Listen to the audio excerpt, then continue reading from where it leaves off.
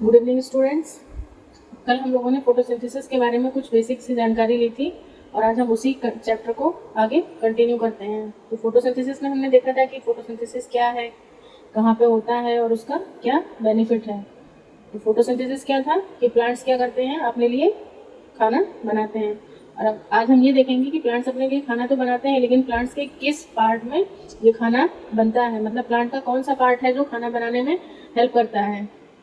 तो उसके लिए प्लांट सबने देखा है, प्लांट के किस पार्ट में खाना बनता है, वो कौन सा पार्ट है, क्लोरोप्लास्ट। क्लोरोप्लास्ट प्लांट के किस पोर्शन में पाया जाता है, प्लांट के किस पोर्शन में हमें क्लोरोप्लास्ट देखने को मिलता है। तो क्या बताएंगे आप सभी, लीफ। लीफ में हमें क्लोरोप्लास्ट देखने को मिलता है। जैसे कि सपोज करो ये एक प्लांट है, प्लांट में ये क्या है, बहुत सारी लीव्स लगी होती हैं।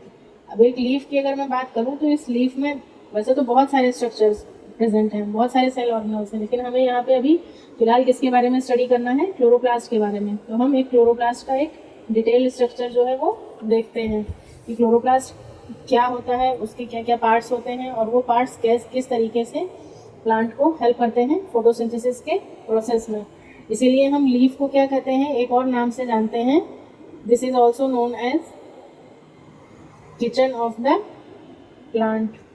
इसको किस और नाम से जानते हैं, लीफ को हम लोग बोलते हैं kitchen of the plant. Plant का अगर किचन की बात की जाए तो वो क्या है, लीफ है। इसी में बहुत सारे क्लोरोप्लास्ट जो है वो पड़े होते हैं और वो क्या करते हैं, खाना बनता है यहाँ से। और उसके बाद में जब खाना बन जाता है तो वो प्लांट के सारे पार्ट को क्या कर दिया जाता है, डिस्ट्रीब्यूट कर दिया जाता है। तो आज हम इसी के बारे में देखने वाले हैं।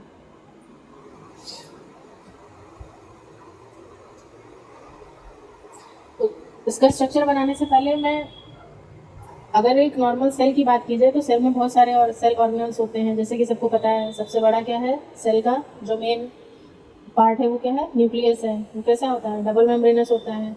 उसके बाद में फिर और क्या क्या आ जाता है, राइबोसोम हो गया, गोल्जी बॉडी हो गई, वैक्यूल हो गया, और क्या है, माइटोकॉन्ड्रिया है, क्लोरोप्लास्ट है। तो प्लांट सेल में हम अगर क्लोरोप्लास्ट की बात कर रहे हैं और बात प्लांट की हो रही है तो डेफिनेटली हम प्लांट सेल की ही बात करेंगे। और प्लांट सेल की जब हम बात कर रहे हैं तो वहाँ पर हम ये देख रहे हैं कि कुछ सेल ऑर्गेनल्स जो है वो सिंगल मेम्ब्रेनस है, लेकिन कुछ सेल ऑर्गेनल्स जो है वो डबल मेम्ब्रेनस है। तो ये बहुत ही बेसिक सा डिफरेंस है जो आप सभी को पता होना चाहिए कि अगर प्लांट सेल की बात की जाए या एनिमल सेल की, किसी भी सेल की अगर हम बात करते हैं तो वहाँ पे हमें ये चीज़ ध्यान रखनी होगी कि कौन कौन से सेल ऑर्गेनल्स हैं जो कि क्या हैं, डबल मेम्ब्रेनस हैं।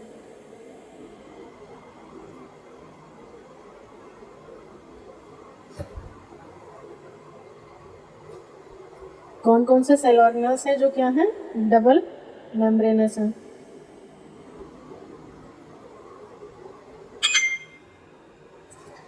अब इसमें पहला आ जाता है जिसके बारे में हम अभी पढ़ने वाले हैं, ये क्या है, क्लोरोप्लास्ट। सबसे पहले तो यही क्या है, डबल मेम्ब्रेनस है। उसके बाद जो दूसरा सेल ऑर्गेनल है वो क्या है, माइटोकॉन्ड्रिया। ये भी कैसा है, डबल मेम्ब्रेनस है। और बाकी तीसरा जो मेन है सेल का वो क्या है, न्यूक्लियस। ये भी डबल मेम्ब्रेनस होता है। तो अब हम देखते हैं कि कैसे ये डबल मेम्ब्रेनस है और इसके अंदर कौन कौन से इसके पार्ट्स आते हैं। तो अभी फ़िलहाल के लिए मैं इस चीज़ को मैं रब कर दे रही हूँ ताकि हमें थोड़ी और स्पेस मिल जाए इसको अच्छे से ड्रॉ करने के लिए। अब देखिए जैसा कि मैंने बताया ये क्या है, डबल मेम्ब्रेनस है। तो सबसे पहले हम इसकी एक सिंगल मेम्ब्रेन ड्रॉ करेंगे, सबसे बाहर वाली मेम्ब्रेन जिसको हम लोग आउटर मेम्ब्रेन कहेंगे। उसके बाद में फिर क्या है, ये इनर मेम्ब्रेन है।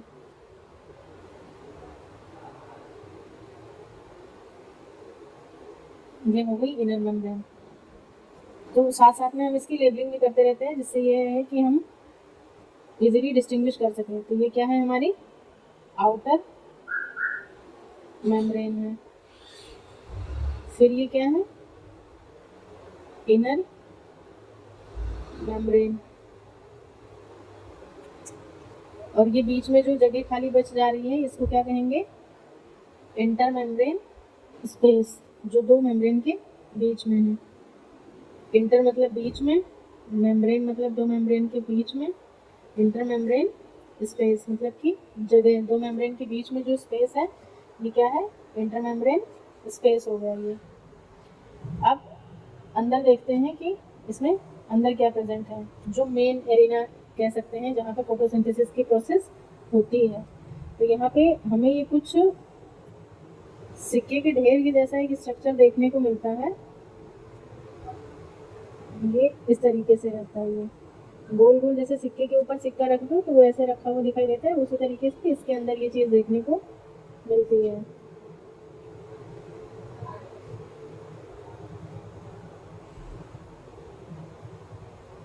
तो जनरली कुछ बुक्स में बताते हैं कि ये मतलब 7 के उसमें होते हैं, जैसे मतलब 1 2 3 4 5 6, ये इस तरीके से मतलब 7 के पेयर में देखा जाता है।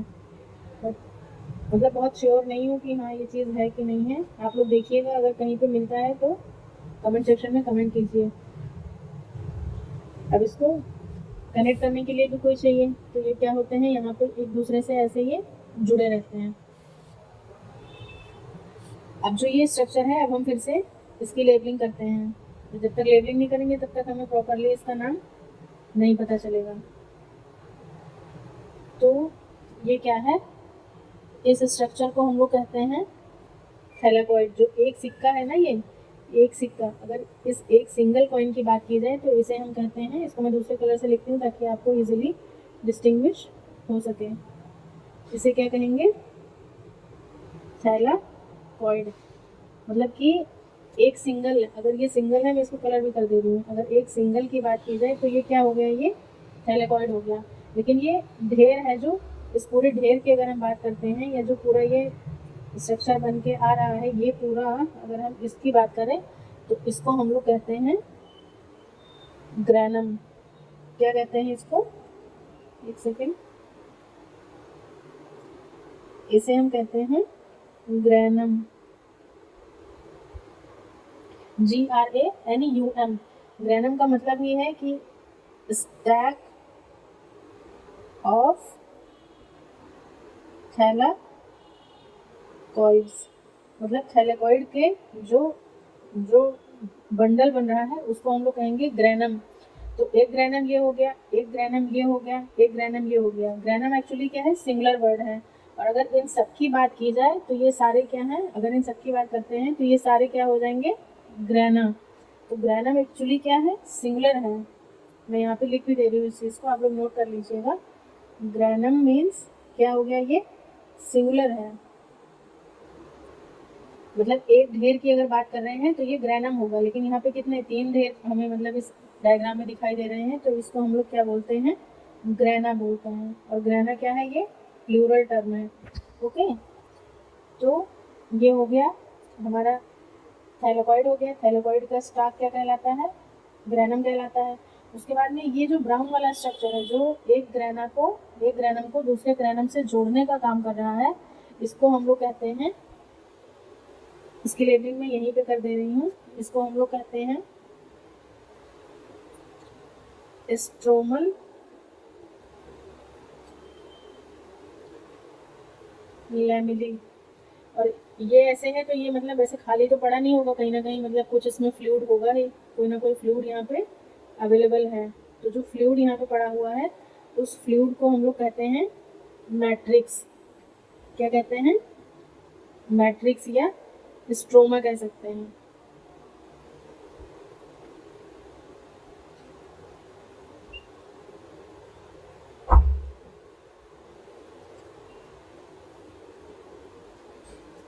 ये जो फ्लूइड पड़ा है इसको हम लोग कहेंगे स्ट्रोमा। इसको मैं दूसरे कलर से लिखती हूँ ताकि इजीली विजिबल हो। ये फ्लूइड क्या है,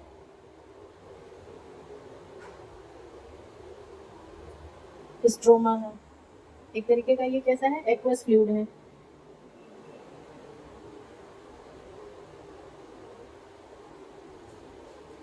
एक्वस फ्लूइड है स्ट्रोमा। और इस स्ट्रोमा में ये जो कनेक्ट कर रहा है एक ग्रैनम को दूसरे ग्रैनम से, उसको जोड़ने वाले स्ट्रक्चर को हम कह रहे हैं स्ट्रोमल लैमिली कहते हैं। और ये जो ग्रेना मैंने लिया जो एक थैलेकॉइड था, थैलेकॉइड के अंदर जो ये स्ट्रक्चर अवेलेबल है इसके अंदर भी होता है।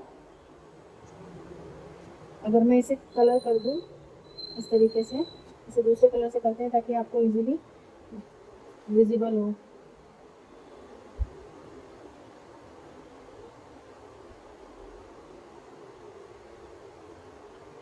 इस पोर्शन को हम कहेंगे ल्यूमेन। क्या कहेंगे इसे? ल्यूमेन। और ये किस में है? अगर हम इसे कहें कि ल्यूमेन है तो ये किसके अंदर पाया जा रहा है? इनसाइड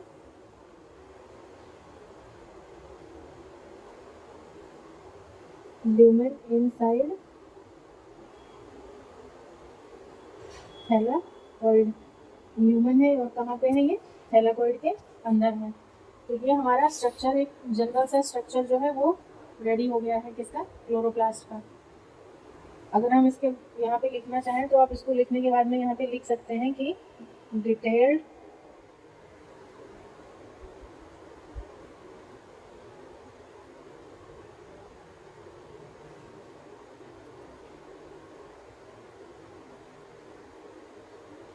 स्ट्रक्चर ऑफ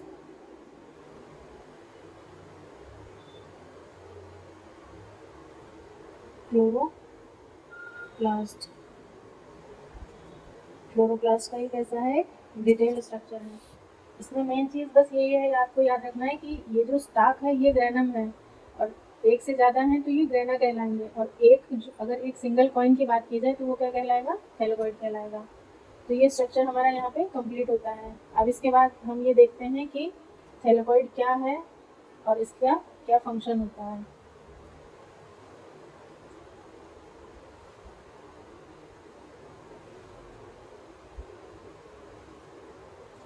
तो देखिए थैलेकॉइड कैसा था? एक disc shaped membranes containing photosynthetic pigment. जो भी मेन फोटोसिंथेटिक पिगमेंट्स हैं हमारे वो किसके अंदर है? उसी थैलेकॉइड के अंदर है। Thylakoid are membrane bound compartment inside chloroplast and cyanobacteria के अंदर में ये पाया जाता है। Thylakoid consist of a thylakoid membrane surrounding a thylakoid lumen. जो हमने बात किया था कि एक कॉइन था, उस कॉइन के अंदर जो भी एरिया है, जो भी पोर्शन है वो क्या कहला रहा था? उसे हमने क्या नाम दिया था? ल्यूमेन का नाम दिया था। In thylakoid membrane chlorophyll pigments are found in packets called quantasome. ये स्ट्रक्चर मैं अभी थोड़ा सा आपको यहाँ पे एक रफली बताती हूँ, फिर आगे हम इसको थोड़ा सा डिटेल में देखेंगे। जैसे सपोज करिए कि हमने ये स्ट्रक्चर बनाया था, ये एक थैलेकॉइड था। इस थैलेकॉइड की मेम्ब्रेन पे कुछ इस तरीके से पैकेट्स पाए जाते हैं, जिनको हम लोग क्या कहते हैं? इन्हीं स्ट्रक्चर्स को हम कहते हैं क्वांटासोम।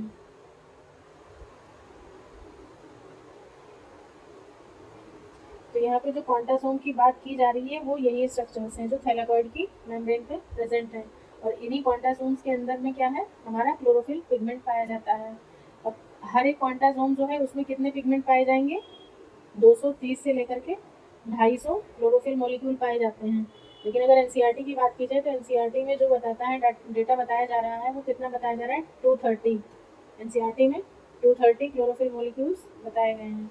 तो ये हो जाता है थैलेकॉइड का स्ट्रक्चर। उसके बाद में हम इसका फंक्शन देख लेते हैं। फंक्शन क्या है थैलेकॉइड का? They are the site of light dependent reaction. Light dependent, dark dependent जो भी है वो अभी हम आगे इसको डिटेल में डिस्कस करने वाले हैं। They are the site of light dependent reactions of photosynthesis. दूसरा पॉइंट है it is the site that contain the chlorophyll used to absorb light. मतलब कि यहीं पर क्या है? क्लोरोफिल जो है वो लाइट को एब्जॉर्ब करते हैं। मतलब कि कितनी लाइट पे उनके जो है वो प्रोसेसिंग स्टार्ट होगी और फिर उसको यूज करके वो अपना बायोकेमिकल रिएक्शन यानी कि जो फोटोसिंथेसिस का काम है उसको कंटिन्यू करते हैं। Site of light reactions where ATP and oxygen is made. मतलब यहीं पर एटीपी और ऑक्सीजन का फॉर्मेशन होता है। तो ये यहाँ पर थैलेकॉइड का फंक्शन जो है वो कंप्लीट होता है। थैलेकॉइड याद करो क्या था? थैलेकॉइड क्या बताया था मैंने? एक जो सिंगल कॉइन, सिक्के जैसा जो एक स्ट्रक्चर था, और जब बहुत सारे ऐसे ऐसे करके हो जा रहे थे तो हम इसे क्या कह रहे थे? क्या नाम दिया था हमने? ग्रेनम का नाम दिया था, सिंगल। और जब एक क्लोरोप्लास्ट में बहुत सारे ऐसे ढेर मिलते हैं तो इसीलिए उसको हम क्या नाम देते हैं, ग्रेना। इस चीज़ को ध्यान रखिएगा। उसके बाद में आते हैं ग्रेना। ग्रेना क्या है, स्टैक्स ऑफ थैलेकॉइड। जैसे कि मैंने अभी बताया कि ऐसे ये ढेर सारे थैलेकॉइड का स्टैक जो है वो क्या कहला रहा है, ग्रेना कहला रहा है।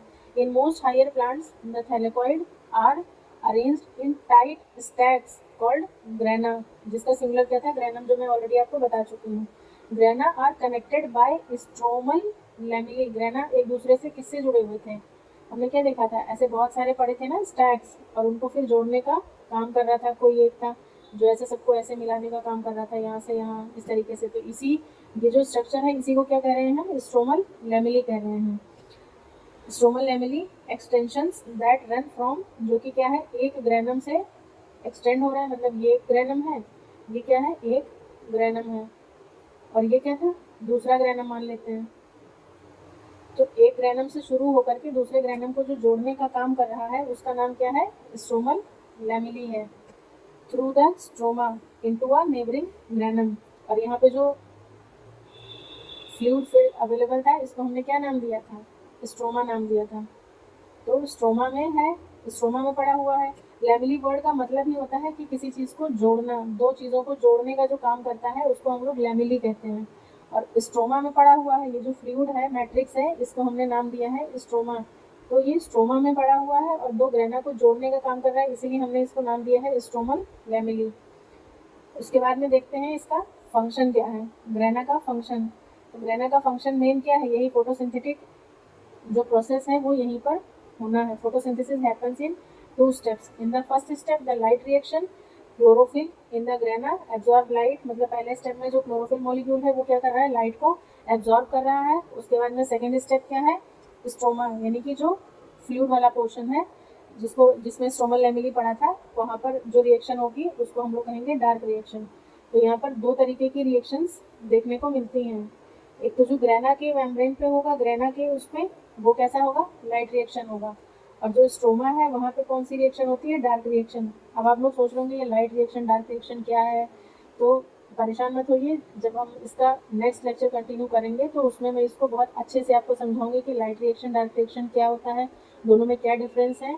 बस अभी के लिए इतना आप समझ लीजिए कि जो ग्रेना था, ये जो स्टार्क वाला पोर्शन था, स्टार्क ऑफ थैलेकॉइड, इसी में लाइट रिएक्शन होती है। एलआर वाला जो काम है, जो भी मतलब लाइट रिएक्शन वाला काम है, वो इसी स्टॉक में होता है। लेकिन जो डार्क रिएक्शन वाली बात हो रही है यहाँ पर, डार्क रिएक्शन वाला जो काम है वो ये जो लैमिली है यहीं पे, इसके अंदर डार्क रिएक्शन वाला काम होगा। और बहुत मेजर डिफरेंस नहीं है इसमें कुछ, बस डिफरेंस इतना है कि इसमें यहाँ पे क्या होता है कि प्लांट जो है वो लाइट को रिसीव करके अपना काम शुरू करते हैं, मतलब लाइट आएगी तभी यहाँ पे काम शुरू होगा। इसीलिए इसको क्या बोलते हैं, लाइट रिएक्शन या लाइट डिपेंडेंट रिएक्शन होती है ये। लेकिन ये जो डार्क रिएक्शन वाला है इसको बेचारे को लाइट की ज़रूरत नहीं होती है, तो इसका मतलब ये नहीं है कि ये अंधेरे में काम होगा, ऐसा कोई मतलब नहीं है। बस मतलब ये है कि डार्क रिएक्शन का मतलब है कि ये लाइट पे डिपेंड नहीं है, लेकिन हाँ इस जो ये लाइट रिएक्शन में जो प्रोडक्ट बनेगा उसी प्रोडक्ट को यूज़ करके ये डार्क रिएक्शन वाला जो प्रोसेस है वो कंटिन्यू होगा। इसलिए इन दोनों का नाम जो है वो लाइट के बेसिस पे रखा गया है, लाइट के बेसिस पे ना कह के कि लाइट से बनने वाले प्रोडक्ट के बेसिस पे रखा गया है। अब यहाँ जब तक लाइट नहीं स्ट्राइक करेगी, क्लोरोफिल मॉलिक्यूल एक्साइटेड नहीं होगा, एक्साइटेड नहीं होगा, तो यहाँ पर आगे जो भी मतलब इसकी प्रोसेसिंग है वो नहीं कंटिन्यू होगी, इसीलिए इसको लाइट रिएक्शन का नाम दे दिया है। और जब ये प्रोडक्ट एक बार बना लेगा तो उसी प्रोडक्ट को यूज़ करके ये डार्क रिएक्शन वाला काम आगे कंटिन्यू होता है। मतलब इसको लाइट नहीं भी मिलेगी तो भी ये काम करेगा, लेकिन काम तब करेगा जब कौन काम करेगा, लाइट रिएक्शन वाला काम होगा, तभी उसके बाद ये डार्क रिएक्शन वाला काम करेगा। मतलब ये क्या है, टोटली इसके ऊपर डिपेंड करता है। तो ये हो जाएगा फंक्शन ग्रेना का। उसके बाद में दोनों में अगर डिफरेंस की बात की जाए तो बहुत मेजर डिफरेंस नहीं है, बट हाँ आपकी जानकारी के लिए बता दूं कि difference between thylakoid and grana, the main difference between grana and thylakoid is that grana क्या है, grana are the stacks of thylakoid, whereas thylakoid is a membrane bound compartment which is found in chloroplast। तो अगर यहाँ पे बात plural की जाए, ये ज़्यादा नंबर में कौन है, तो नाम तो वैसे ग्रेना का छोटा है, तो ये मत सोचना कि ग्रेना जो है वो सिंगल है, नहीं। ग्रेना क्या है, ये स्टैक ऑफ थैलेकॉइड है, मतलब थैलेकॉइड का इतना सारा स्ट्रक्चर जब मिलेगा तो ये क्या बन रहा है, ग्रेना बन रहा है। बाकी थैलेकॉइड क्या है, बस एक सिंगल कॉइन वाला स्ट्रक्चर था। जिसके अंदर सारी प्रोसेसिंग होगी, जिसको हम आगे बहुत ही डिटेल में और बहुत अच्छे से पढ़ने वाले हैं। बस आप सभी इस सेशन को कंटिन्यू करिएगा।